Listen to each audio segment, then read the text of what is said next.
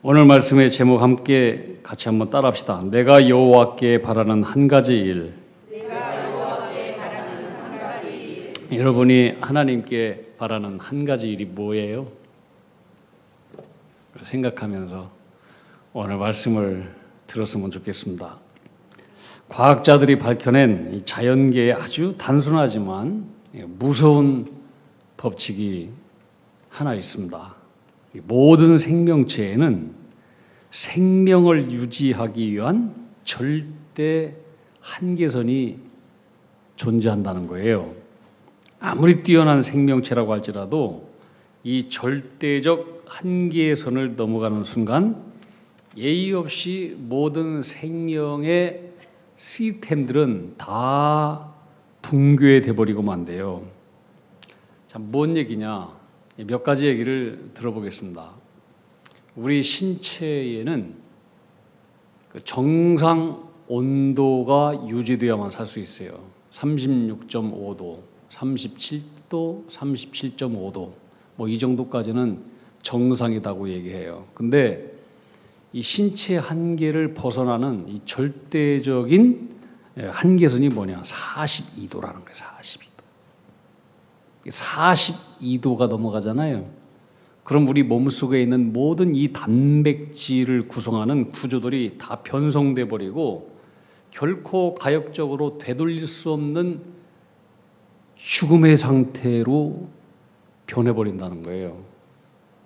그러니까 참 이 사람에게는요, 열이 중요해요. 열. 우리 아이들도 사람들도 뭐 감기 걸리고 열이 막 나고 병원에 가면은 첫 번째 하는 것이 뭐 열 재는 거잖아요.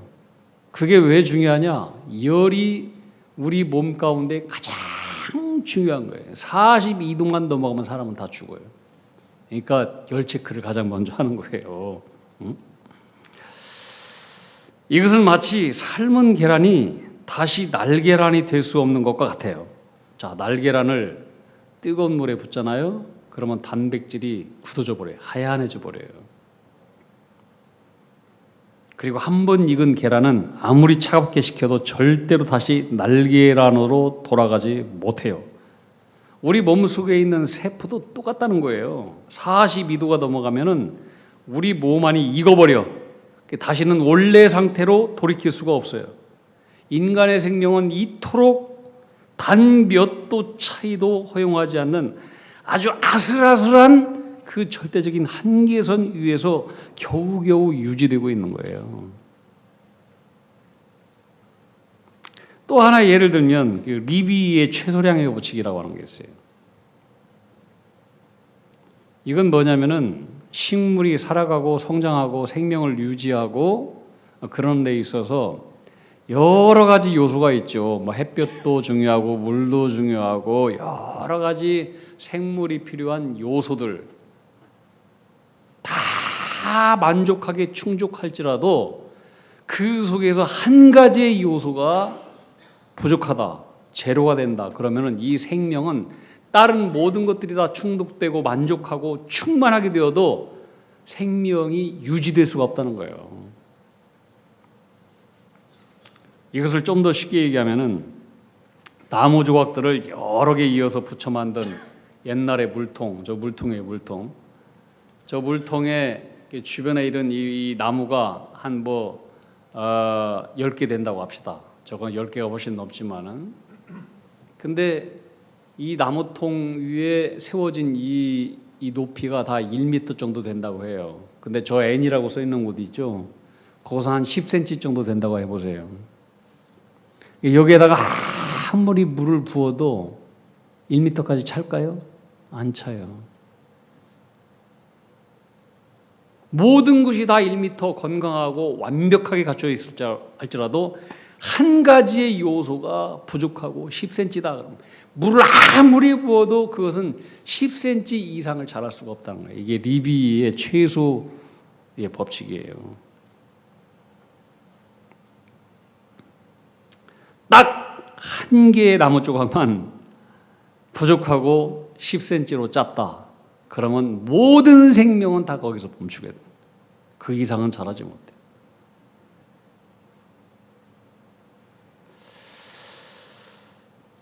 자, 여러분, 이 자연계의 이런 절대 한계선의 법칙이 우리에게 무엇을 말해주고 있다고 생각하십니까? 여러분, 우리 인간은 하나님의 형상으로 창조된 존재예요. 하나님의 형상으로 창조되었어요. 세상에 있는 모든 생명체들은 하나님께서 말씀으로 창조하시고 흙으로 창조했어요. 흙으로 창조했는데 그 속에다가 하나님의 생기를 불어넣은 것은 오직 인간밖에 없어요. 그래서 우리 인간은 하나님의 생기와 생명을 받은 존재예요. 그렇기 때문에 세상에 있는 모든 생명체들은 그냥 먹을 것이 있고 숨만 쉬면은 살아가는 존재예요. 근데 우리 인간은 그렇지가 않아요. 우리 인간에게도 절대적인 최소한의 절대 한계선이 존재해요. 그게 뭘까요?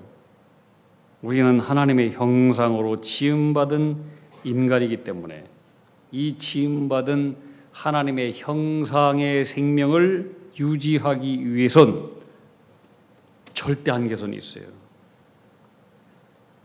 절대 한계선. 이것이 충족돼야 돼. 이것이 충족되지 않는 한 먼 세상의 모든 것들이 다 충족되고 뭐 9가지의 무슨 기둥들이 다 1m 이상 충족되다고 할지라도 요거 하나 빠져버리면 모든 생명체는 거기서 사멸되는 거예요. 그 이상 높아질 수 없어요. 그게 뭘까요? 한번 따라합시다. 하나님과의 관계다. 하나님과의 관계예요. 하나님과의 관계. 오직 우리 인간을 창조하신 하나님과의 관계 속에서만 머물 때 우리 인간은 그때 비로소 참되게 존재할 수 있는 영적인 존재. 이게 우리 인간이에요. 많은 현대인들이 인생의 물통에 비어 있을 때 9개의 높은 나무 조각만 더 높이 쌓으려고 애를 써요.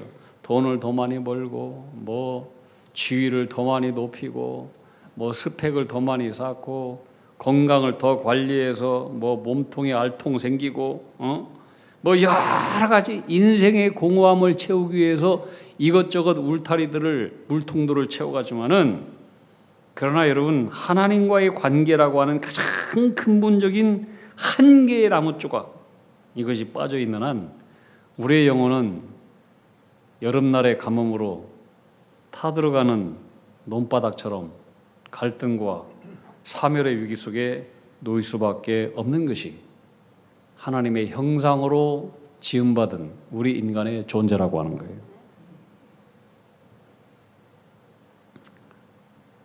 자, 오늘 우리가 읽었던 이 시편 27편은 누가 졌나요?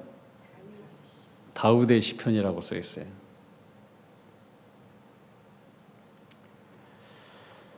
자, 이 시편 27편을 쓸 때 다윗의 현 상황은 정말 절대 한계선의 상황 속에 놓여 있었던 그의 삶의 가장 위기의 순간 속에 있었어요. 그게 뭔지는 잘 모르겠어요.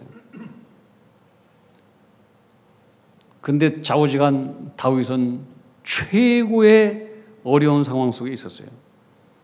그래서 1절에 보면은 악인들이 자신의 살을 뜯어먹으려고 달려들고 있고 하이에나처럼 군대들이 자기 자신을 둘러싸 진을 치고 당장이라도 덮쳐서 자기의 모든 삶이 다 한순간에 사라져버릴 절대절명의 위기 속에 있었어요. 상황적으로 보면 이 다윗의 인생 물통은 완전히 밑바닥이고 깨져버리는 직전이었어요. 직전. 자, 그렇다면은 이 상황 속에서 다윗이 살아남기 위해서 뭘 해야 되겠습니까?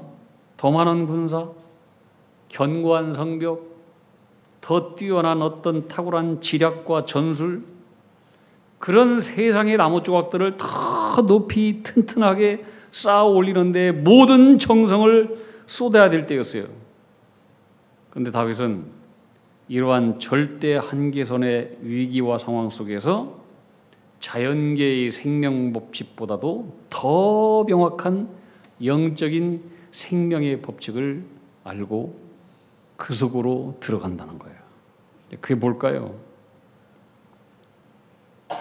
지금 이 상황 속에서 당장 군사를 늘리고 성벽을 튼튼하게 하고 9개의 나무 조각을 1m 높이로 올려보고 이것이 중요할 텐데 다윗은 오직 한 가지, 하나님과의 관계라고 하는 단 하나의 근본적이고 근원적인 나무 조각이 빠져 있다면 자신의 인생과 왕국은 42도의 열을 받은 세포처럼 한순간에 사멸한다는 사실을 무엇보다도 더 잘 알고 깨닫고 있었어요. 그래서 다윗은 그 수많은 위기와 문제 앞에서 오늘 절대 한계선의 상황 속에서 딱 한 가지를 하나님께 구하고 있어요. 딱 한 가지. 내가 하나님께 딱 한 가지 일을 구하리니. 원띵! 그게 뭘까요? 자, 오늘 27편 우리 4절 다 같이 한 목소리로 읽겠습니다. 시작. 내가 여호와께 바라는 한 가지 일 그것을 구하리니 곧 내가 내 생전에 여호와의 집에 살면서 여호와의 아름다움을 바라보며 그의 성전에서 사모하는 그것이라. 아멘. 여러분, 다윗이 왜 다윗이 되고 다윗이 왜 하나님으로부터 그토록 사랑을 받았는지 축복을 받았는지 그 해답이 바로 여기에 있어요. 여기에. 아멘. 여러분, 다윗은 우리가 너무나 잘 아는 대로 부끄러운 죄를 저지른 사람이었어요. 그런데 하나님은 다윗을 사랑하셔요. 오히려 그런 부끄러운 다윗을 향해서 저는 내 마음에 합한 자다 얘기하고 있어요. 신구약 성경을 쫙 보면은 다윗의 이름이 약 1000번 이상 나와요. 구약에서는 900번 이상, 신약에서는 80번 이상 나와요. 왜 이토록 다윗의 이름이 성경에 많이 등장하고 그 이름을 칭송할까? 도대체 그에게 모든 그의 죄와 허물을 다 덮고도 남는 그 어떤 그의 죄를 덮고 상쇄할 만한 어떤 그 무엇이기에 도대체 하나님은 그 다윗을 그토록 사랑하셨을까? 그는 하나님 앞에서 정직한 마음이 있어요. 정직한 마음. 죄를 짓고도 즉각 나단의 책망을 듣고 즉각 엎드려 버리잖아요. 목숨 다해서 하나님 앞에 회개해요. 하나님 내 속에 정한 마음을 창조하시고 내 안에 정직한 영을 새롭게 하여 주시옵소서. 우슬추로 시키시고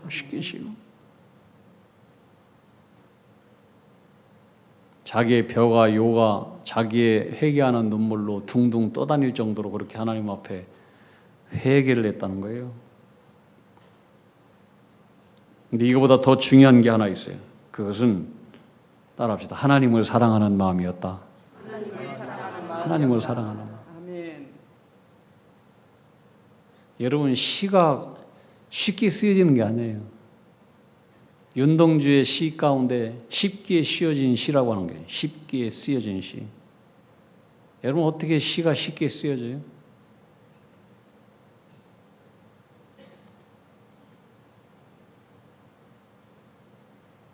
하나님을 향한 그의 마음, 그의 사랑이 항상 그 속에 있었기 때문에 그 시편의 시가 쉽게 쓰여지지만은 그러나 그 시는 보통 시가 아닌 거예요.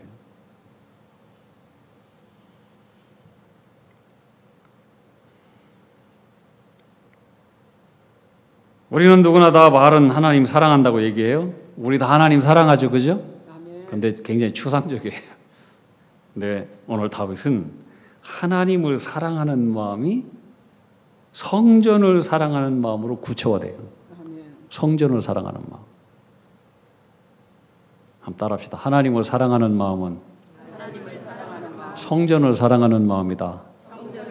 기억하세요. 여러분 하나님 사랑한다고 얘기하지만 성전을 사랑하지 않는다. 그건 하나님 사랑하는 마음이 아닐 수 있어요. 마태복음 1장을 보면은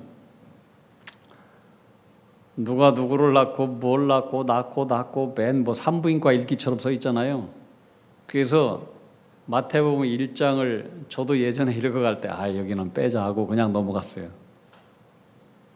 그런데 어느 날 그러다가 모든 말씀이 하나하나 다 하나님의 말씀인데 제대로 읽자. 그리고 마태복음 1장을 읽어가면서 제가 얼마나 많은 은혜를 받았는지 몰라요. 진짜 깊은 걸 깨달았어요. 특별히 마태복음 1장에 보면은 1장 6절 다윗이 우리아의 아내로부터 솔로몬을 낳고 이렇게 써 있어요. 근데 여러분 다윗이 어떤 범죄를 저질렀는지 세상이 다 알잖아. 그죠? 모두가 다 알아요. 그럼 그런 맥락이라면은 그냥 다윗이 솔로몬을 낳고 이렇게 해도 전혀 문제가 되지 않아. 그렇죠? 근데 성경은 다윗이 우리아의 아내에게서 솔로몬을 낳고 아주 못을 박아놨어. 다윗의 허물과 부끄러움을 다 들춰내버린 거예요. 아직 다 까발려버린 거예요. 온 천하에. 그리고 그의 아들 솔로몬의 출생도 다 까발려버린 거예요. 간통에서 낳은 밧세바의 아들이다. 막 온 세상에 다 드러내버려요. 그렇지 않아도 되잖아요. 다 아는데. 여러분 이렇게 다 드러냈다고 하는 것은 무엇을 말하느냐? 여기에 놀라운 복음이 있는 거예요. 놀라운. 저는 그걸 깨닫고 무릎을 쳤어요. 야, 왜 이렇게 하나님 다 까발려 놨을까? 부끄러운 것을. 이것은 그럼에도 불구하고 다윗의 그런 부끄러운 범죄에도 불구하고 하나님은 다 그를 용서하셨고 덮으셨고 사랑하셨다라고 하는 복음의 메시지예요. 이게 놀라운 거예요. 여러분 하나님의 사랑이 그런 줄 알고 군말하지 말고 믿으세요. 할렐루야. 다른 말 하지 마세요. 여러분의 과거도 괴로워하지 말고 좌우지간 어떤 죄와 허물도 더 이상 얘기할 거 없어요. 하나님은 이미 회개했으면 다 용서했으니까. 이게 복음이에요. 죄 가운데서도 하나님은 다윗을 사랑했고 죄 속에서도 하나님은 다윗을 사랑했어요. 이미 용서했어요. 그러면 다윗이 사랑받을 만한 그릇이 있었는가요? 그렇지 않아요.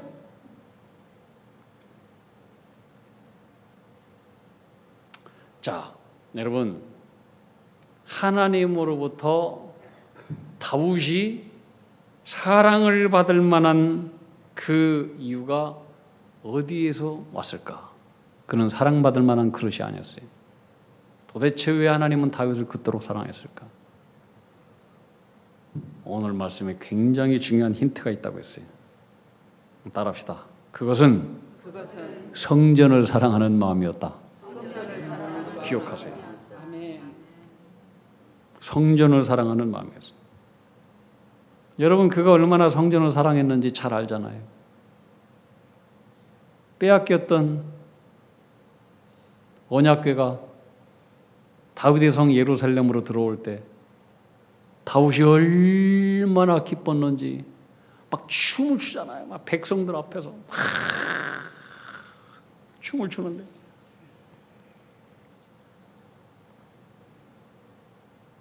바지가 벗겨지는 것도 모르고 춤을 췄어요. 쉽게 얘기하면은 바지가 벗겨져서 빤스가 벗겨지는 것도 몰랐어요. 하체가 드러난 거예요. 하체가.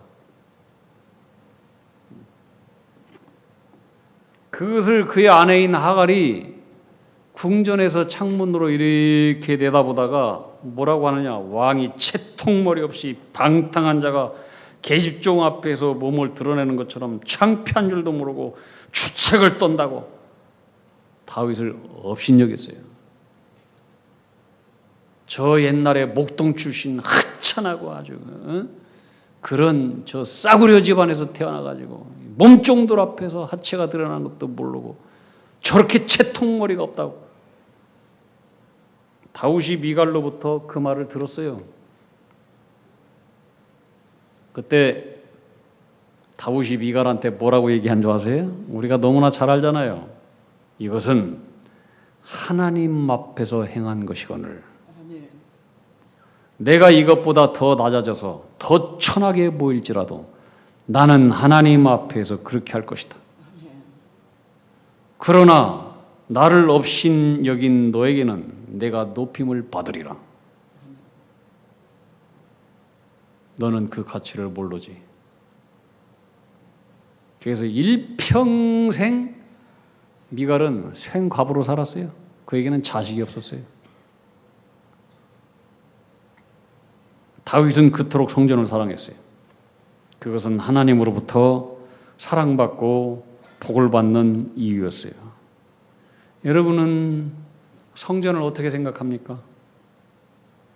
구약에서의 성전은 하나님께서 자신의 이름을 두시고 백성들을 만나주시는 특별한 구별된 장소였고 거기서 제사를 드리고 번제를 드리고 자기를 죽이고 자기가 하나님의 용서받은 기쁨 속에서 막 새로워지고 구약의 성막은요 문이 한쪽으로나 한 방향으로 서쪽을 향한 방향이에요. 언제나 그랬어요. 서쪽은 뭐예요? 해가 넘어가는 거예요. 죽는 거예요. 성전의 문을 들어가면 하나님 나는 죄인입니다. 나는 주님의 용서 없이는 나는 죽습니다. 나는 어둡습니다. 나는 망할 존재입니다. 근데 번제드리고 새롭게 되어지고 나올 때는 어느 쪽으로 나와요? 동쪽을 향해서 나오는 거예요. 동쪽은 희망과 새로움의 상징이에요. 아멘. 나 용서받았습니다. 나 새로워졌습니다. 하나님의 사랑 속에 오늘 또 거하겠습니다. 이게 성전이에요. 성전. 성전은 하나님의 용서와 회복이 일어나고 내가 너를 용서했다. 내가 너를 사랑한다. 그 말씀이 울려 퍼지는 거룩한 용서와 회복의 장소가 성전이에요. 아멘. 찬송가가 다 좋지만 저는 찬송가 중에서 202장의 찬송가를 참 좋아해요. 하나님 아버지 주신 책은 귀하고 중하신 말씀일세 기쁘고 반가운 말씀 중에 날 사랑한단 말 참 좋도다. 주께서 나를 사랑하니 즐겁고도 즐겁도다. 주께서 나를 사랑하니 나는 참 기쁘다. 아멘. 할렐루야. 아멘. 여러분 세상살이가 아무리 힘들고 어려워도 그분이 나를 사랑하신다는 그 말씀 한마디면 모든 시름이 모든 인생의 짐이 싹 사라져버리는 거예요. 아멘. 성경은 사람이 떡으로 사는 것이 아니요 하나님의 입에서 나오는 말씀으로 산다. 아멘. 그 말씀이 바로 이 말씀이에요. 이 이유예요. 내가 성전에서 예배드릴 때 하나님 나를 사랑한다. 내가 너를 용서한다. 너는 내 아들이다. 내 딸이다. 여러분 이 음성 하나 들으면요 세상이 달라져 버려요. 병들어 시름시름 앓고 먹지 못해도 피똥 싸는 깡마른 아이가 엄마의 젖을 먹고 또 먹으면 건강이 회복되고 살이 차고 생기가 돌고 우리의 병든 영혼도 하나님의 은혜를 받고 또 받으면 사막 같은 황무지 같이 말라 비틀어진 영혼도 다 살아나게 되는 거예요. 아멘. 어떤 분이 낚시를 했다고 합니다. 근데 큰 물고기를 잡으면은 잣대로 재더니 다 버려. 옆에 있는 분이 저렇게 큰 고기를 잡아서 왜 다 버리나? 작은 고기만 담는 거예요. 작은 고기만. 옆에서 그 모습을 지켜보던 행인이 물어봤어요. 궁금하니까 왜 이렇게 큰 물고기는 죄다 잣대로 재가지고 버리고 작은 것만 담느냐? 그분이 대답이 그러더래요. 우리 집에 있는 프라이팬이 20cm밖에 안 돼서 큰 것은 다 소용없다. 그러면 다 버리더라는 거예요. 여러분, 우리가 신앙생활하면서 이 말씀은 안 믿어져, 버리고, 이 말씀은 힘들어, 버리고, 저 말씀은 이해가 안 가, 버리고, 이 말씀은 내 생각에 맞지 않아, 죄다 버리고, 남는 것이 없어. 남는 것이. 여러분, 내가 소화하기 어려운 명령도 하나님의 말씀인 줄 믿고 딱딱해서 삼키기 어려운 것도 무조건 순종하고 삼키는 믿음의 사람들이 다 되기를 축복합니다. 이게 건강한 신앙인 거예요. 여러분, 무슨 이유가 있어도 성전에서 예배를 드리고 성전을 가까이 하는 것은 하나님의 말씀을 사랑하는 마음이에요. 요새는 유튜브 집에서 예배드리지만 성전에 나와서 예배드리는 것 같지 않아요. 예배는 성전에 와서 예배를 드려야 돼요. 아멘. 저는 목사이기 때문에 성도들의 임종하는 모습을 종종 봅니다. 우리 정 권사님 돌아가셨죠. 몸이 아플 때 정 권사님이 수요 예배도 나오고 그랬어요. 빼 마른 몸으로 빼싹 말라가지고 어느 날 그런 소리 하시더라고요. 목사님, 내가 언제 갈지 모르는데 한 번이라도 더 예배당에 나와서 예배 드리고 가는 것이 저의 소원입니다. 그러더라고요. 여러분, 임종하는 분들의 마지막 소원이 바로 그거예요. 하나님께 제가 기도하는 거, 목사님 한 번이라도 교회에 더 나가보고 죽었으면 소원이 없겠습니다. 이게 임종하는 사람의 소원이라고 하는 거, 여러분 기억하세요. 성경은 분명히 말씀합니다. 어떤 사람이 복이 있고 복의 길에 있는 사람이냐? 발과 마음이 성전으로 가는 사람이 복이 있다는 거예요. 아멘. 주일날도 그렇지만 공예배 때 여러분들 성전을 많이 사랑하시고 성전을 채우세요. 아멘. 할렐루야. 아멘. 이사야 58장 13절 14절. 만일 안식일에 내 발을 금하여 내 성일에 오락을 행하지 아니하고 안식일을 일컬어 즐거운 날이라 여호와의 성일을 존귀한 날이라 하여 이를 존귀하게 여기고 너의 길로 행하지 아니하며 너의 오락을 구하지 아니하며 사사로운 말을 하지 아니하면 내가 여호와 안에서 즐거움을 얻을 것이라. 안식일을 지키고 성전을 사랑하고 그러면은 그게 그냥 기본인 것 같은데 하나님은 여기에 복을 주셔요. 내가 너를 땅의 높은 곳에 올리고 할렐루야. 아멘. 이게 복 받는 길이에요. 아멘. 내 조상 야곱의 기업으로 기르리라. 여호와의 입에서 나온 말씀이니라. 여러분, 성전을 사랑하세요. 아멘. 성전에 나와서 예배하고 기도하고 말씀 듣고 우리의 생명이 살아나는 거예요. 아멘. 성전을 사랑하는 마음, 성전에 와서 청소도 하고 화장실도 닦고 쓰레기도 줍고 그렇게 하는 우리 성도님들이 많이 계셔요. 당사자가 앞에 있어서 참 죄송하고 거시기하긴 하지만 우리 손장로님 새벽에 3시, 4시 일찍 와가지고 날마다 교회 청소, 여러분 잘 모르죠? 교회 성전은 그냥 그렇게 굴러가는 게 아니에요. 누군가 사랑하는 사람이 있기 때문에 굴러가고 유지되는 거예요. 그게 하나님을 향한 사랑의 표현이에요. 사랑의 표현. 여러분, 이런 것들이 별거 아닌 게 아니에요. 이게 다 복받는 길이에요. 복받는 길. 여러분, 기도할 때 어디 있든지 성전 쪽을 향해서, 여러분이 휴가 중에 있을 때도 성전 쪽을 향해서, 이스라엘 백성들 보세요. 다 바벨론에 끌려가고 디아스포라로 보세요. 다니엘 문을 활짝 열고 예루살렘 성전을 향해서 하루에 3번 문을 열고 기도했다고 했잖아요.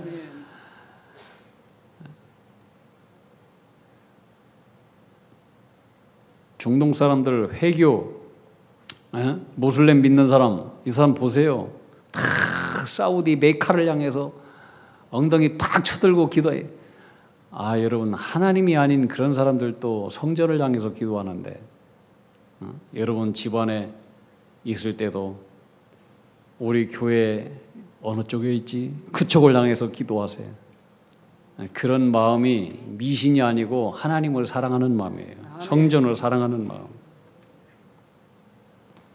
하나님, 저의 한 가지 소원, 내 평생에 성전의 문지기로 살며 여호와의 집에서 하나님을 예배하며 살게 해 주시옵소서. 아멘.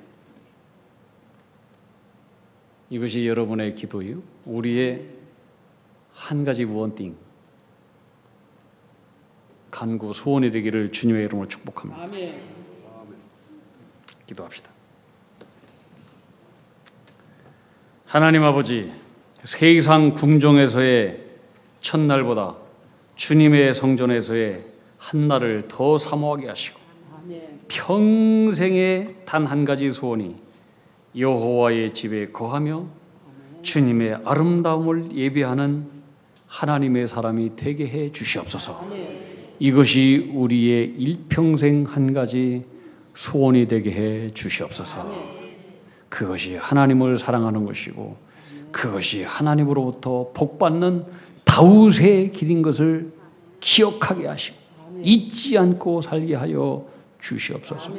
임종하는 사람의 단 한 가지 소원이 무엇인지를 깊이 생각하시게 하시고, 주의 성전에 나와서 예배를 드리고 주의 성전을 사랑하고 사모하는 마음이 우리 마음 가운데 불듯 일어날 수 있도록 이 여름철에 주께서 은혜를 더하여 주시옵소서. 예수님 이름 받들어 기도하옵나이다. 아멘.